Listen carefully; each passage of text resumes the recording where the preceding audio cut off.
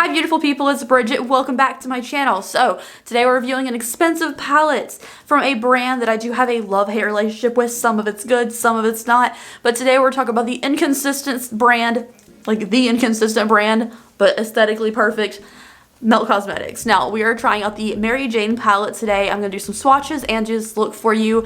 I didn't mind having the look in the intro because I feel like we're going to really have an experience using this palette together today.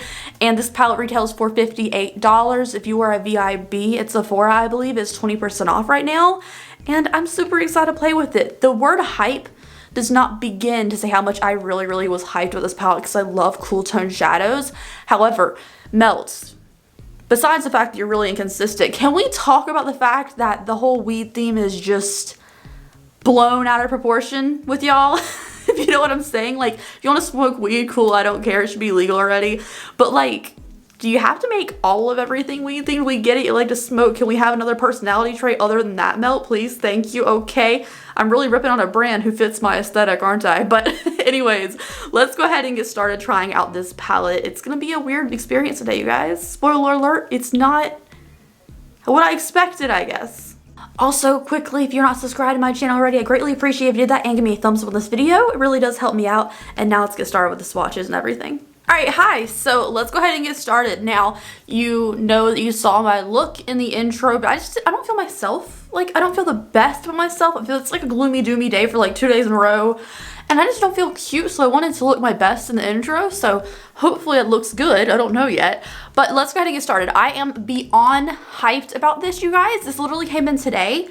And I'm not going to swatch the last shade in the palette because it came broken. So the fact that this came in today, I went ahead and repressed this morning. This last shade, it came broken in the palette. So clearly this palette is very fragile. And this is not the first time Melt palettes have come broken for people, especially smoke sessions. That one is known for being broken a lot. So Melts, your formula is too fragile, y'all. And I feel scared even wiggling it. So I will be swatching. Let's go ahead and do the swatches, but I'm going to not swatch this shade, even though it's so pretty. It's like a champagne-y shade, which I love those kind of shades. And I was really relying on that, so I'll try to use it in the look, but I can't swatch it. So first is the shade Mary Jane, which is the namesake of the palette. It's kind of chunky. And kind of see-through too. This is kind of like a topper shadow, it looks like. So here is the Mary Jane shade. In the pan, it looks like much darker. Like when it's not against the lights, it looks much darker. Swatched out, it just looks like a glitter topper thing with not too much pigment. The next shade is called Gaspar. That looks like a nice cool tone brown matte. It's not too cool tone, but it's not like super warm either. It's this shade right here. It looks pretty accurate in the swatches. Next shade is called Sweet Lucy. And this is very chunky of a shimmer, but this doesn't look as unpigmented as the other one. So this one's messy right off the bat. It's making a lot of mess on my hand, but it swatches very metallic and very pretty. It looks way prettier on my finger though, but it does show like a lot of texture. I'm noticing that like it's doing that crinkle thing on my hand and on my finger. So this looks really pretty and like it's smooth. It makes a little bit of a mess, but it's also doing that chunky thing. I don't know if you can even tell, where it shows every little bit of texture on my finger. It starts to make it look wrinkly. I can kind of see it in the fine lines of my hand too, but especially on the finger, but it does look really pretty swatched out.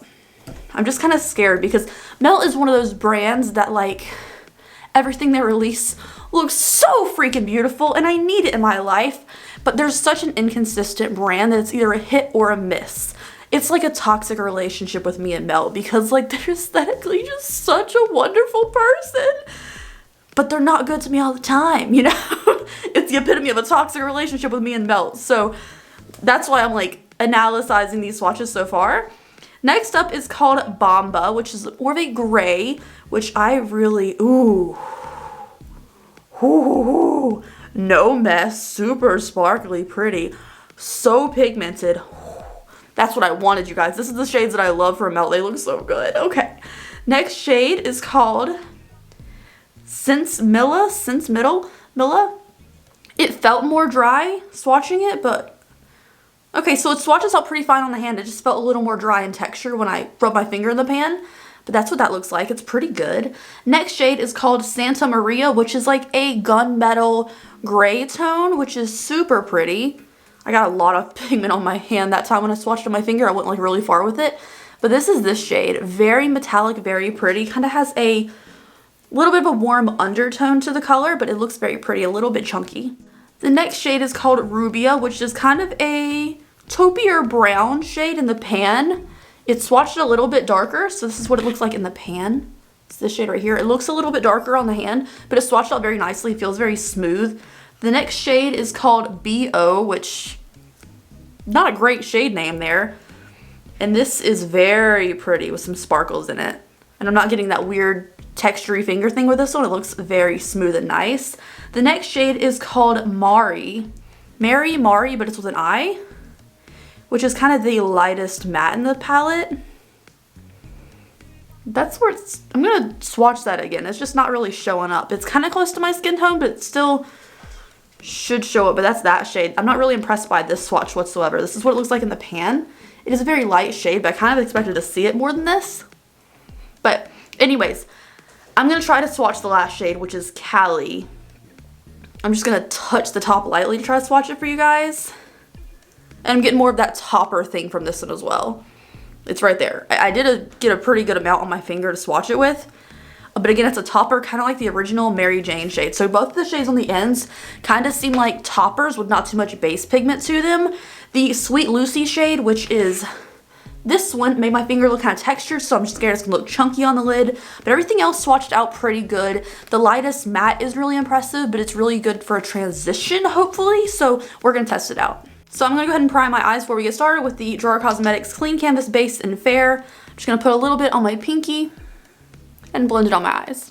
As far as this color scheme goes, since I'm talking about the swatches and everything, I really like the color scheme of this palette. It is so pretty. Like when I saw this, I like needed it immediately. But I do wish there was like a steel gray, either a matte, well probably a matte, because I feel like all the mattes in here are brown or this kind of taupey shade.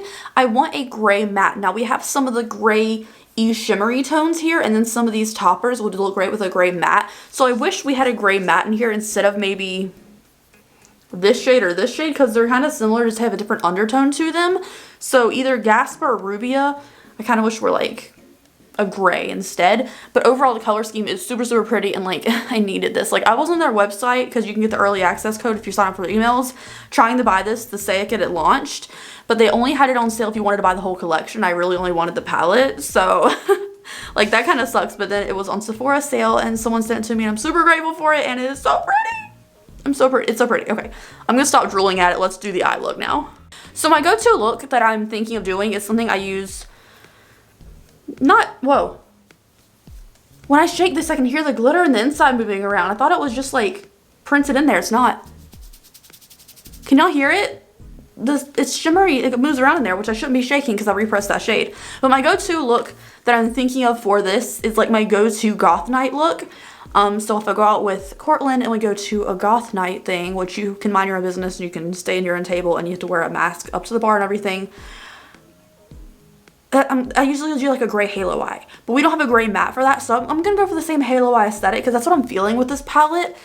So let's go ahead and get started. I'm gonna start off with the coolest tone matte, which is Sense Milla, which is this palette shade right here, which is the darkest of the mattes. I'm gonna take it on this little like pack and blend brush from Sigma. This is an E39. So I'm gonna stamp this in both the outer and inner portions of the lid, and we'll use a blending brush afterwards once we pack it on to kind of blend it over the crease. Straight off the bat, since I'm like in the pan and packing it on, it's not as pigmented as like some of their other palettes that I use. With like the Rust palette and the Gemini palette are both really pigmented with their dark mattes. So I'm like having to go in here a couple more times than I expected to get the darkest shade out of this. But the color is accurate to the pan and I am getting payoffs. So I'm gonna go ahead and start like, go back in here, dip some more, and blend it over the crease. Right off the bat, I cannot get this blend out at all. It's a little insane. This is not a shade I could use if I was like in a rush trying to do like a cool tone eye look to go.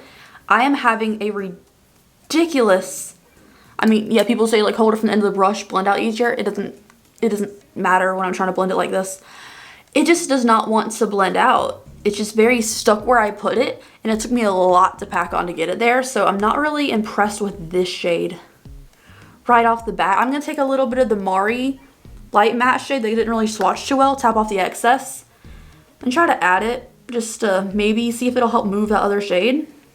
Kind of buff out the edges of this here because it's not looking very blended right now. Oh, and I still have another eye to do. Oh my god, this is like a lot. I've never had such an issue with a shadow. I mean, honestly, the Melt Cosmetics 420 palette, which is the most chef's kiss beautiful color story I've ever seen, like that is absolutely 100% like beautiful to me, I had a lot of issues with. So now I'm starting to get like flashbacks to trying to work with that palette, which I still use sometimes because it's just super, super pretty. I'm just worried that this is not gonna be the easiest to work with. Now I'm scared. All right, according to the timestamp on my camera, I've been blending this eye out for I started doing this eye for 3.5 minutes now, and this is what I got. It's definitely usable. I can definitely work with this. However, I feel like they're not even, which is fine. I'm gonna smother everything in shimmer anyways. But like, I just feel like it was a lot of effort to get that one shade to work. This shade really did help blend it out, especially in the edges where I needed like kind of a lighter shade to help buffer it. So that did help. I'm just saying it was a lot of effort to get that to work. So what I want to do now is I want to actually go into the shimmers. I was gonna like add more like mattes and stuff, but we'll use the mattes for lower lash line. So I'm gonna take this slightly damp brush, which is a flat brush, and I'm gonna go into these shimmers now. So what I want to do is I want to go into Santa Maria, which is this shade because it's the most cool tone one that I can see. Bomba was like really, really pigmented, so I'm scared of using that one. So I'm going to take a little bit of this one right now with a flat brush, go on the outer and inner portions of my lid. And I have like, my eyelid still has primer on it and it's a wet brush, so hopefully don't get any fallout with this shade because honestly we shouldn't unless it's overly chunky, you know, but I don't. Okay, I did get a little fallout. I was like, I don't see any, and then I looked closer. I did get a little fallout with this shade. And also, when I swatched them, it kind of made a mess on my hands. Like, I do like a swirl motion to kind of scoop the shadow off my hands to do for the next swatch go around. It's a little bit messy. So there's a lot of glittery stuff in these shimmer shades, not just a metallic kind of look. So be careful. If you do your eyes first, though, you know, you don't have to worry about fallout and stuff. I just do my face first. I feel more confident with my face first. However, if I am going somewhere, like important, I will do my eyes first just because, like, if I'm doing something intricate to my eyes, I scare I'll mess it up and need to, like, wipe it off. I'm going to take a little baby tap now of the the canvas thing. Cut crease canvas for Makeup Revolution. A little bit on my eye there. I'm just going to tap it out with my finger, because we're not going for like a super precise look for this. Wipe off that shimmer on the original brush we just used. And now I'm going to go into the Collie shade. Actually, no, because that one's still a one repress. We'll go into the Mary Jane shade just to see if we can get this shade pigmented, because it looked like a topper, even though it's like the brightest one in there. So I'm going to pack this right over that cut canvas. And it does show, so this is with none, this is with it. It does show, but I can see right through it. So I'm not really impressed with that. I'll make it match on this side, but I can see right through it. And it's not even really picking up on the brush. Like I go in here, I'm kind of scratching and smushing around the top layer of the shadow, and it's not getting much on the brush anyways. So this is definitely going to be like a finger shadow, it seems like, even though this brush is wet and it's going on a wet, tacky eyelid. It's definitely not a use the brush kind of shimmer to it.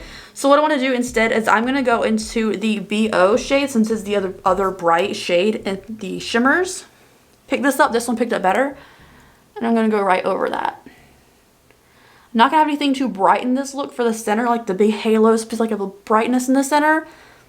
But I don't have that. Again, this shade really swatched more of a toppery thing as well. So I don't think it would really cover it. I'm going to go back into that Santa Maria shade and just blend this all together. I had some fallout and I didn't want to smear it. I think I smeared it a little bit, but I think it's okay. I'm not going anywhere. So I'm going to take this big fat shader brush from Pure in collaboration with Grinch from last year. 2 years ago. It wasn't the last one they did. And I'm going to go into a different matte now. So I'm going to go into Gaspar, which is this one. It has like a little bit of a mustardy undertone to it. And I'm just going to dust this under the lower lash line. It kind of goes with the center shimmer we did right there, which is not gray. This is giving me some kickback too, which is not ideal. You know, sometimes with like shades that have a lot of kickback under lower lash line, I get a lot of powder in my contact and I can take my finger and swoosh it out of there, which is like not a thing normal people do. Unless you have contacts, then you know exactly what I'm talking about. And I just got fallout on my nose. I use shader brushes like this on mattes all the time and I never have that issue. But I got it on my nose. I never get shadow on my nose and I'm just having more fallout coming out under here. This definitely feels easier and creamier to use than the original kind of gray tone matte we used. That was way more difficult. I'm just getting a lot of kickback from this matte, but it performs beautifully. Like the pigmentation is wonderful. Way better than the other one.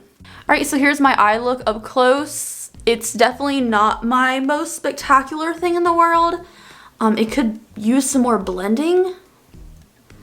But like, I've done what I can for it, I think. I really like how the lower lash line color looks. I think that, what was it called, Gaspar shade, left me some fallout, got me some fallout on my nose and under my eyes and stuff. However, the shade itself is very pigmented and it was really easy to use. This Sense Milla shade was a pain to use as far as the mattes go, and this Mari shade did help blend that other shade out. And then the shimmers in the lid look really good. It's just the Mary Jane shade is more of a topper, which in a $58 palette should not be a topper in my opinion. But let me go ahead and like do some lashes and stuff. I'm going to put the Baddie B smoked out lashes on because like the whole smoking theme, I'm just going to stick with it. And I'll be right back and I'll show you the finished look and maybe it'll pull together. I don't know what kind of lip to do with this though, honestly. Alright guys, so this is the finished look using the Mary Jane palette from Melt Cosmetics. Here's my eye look up close.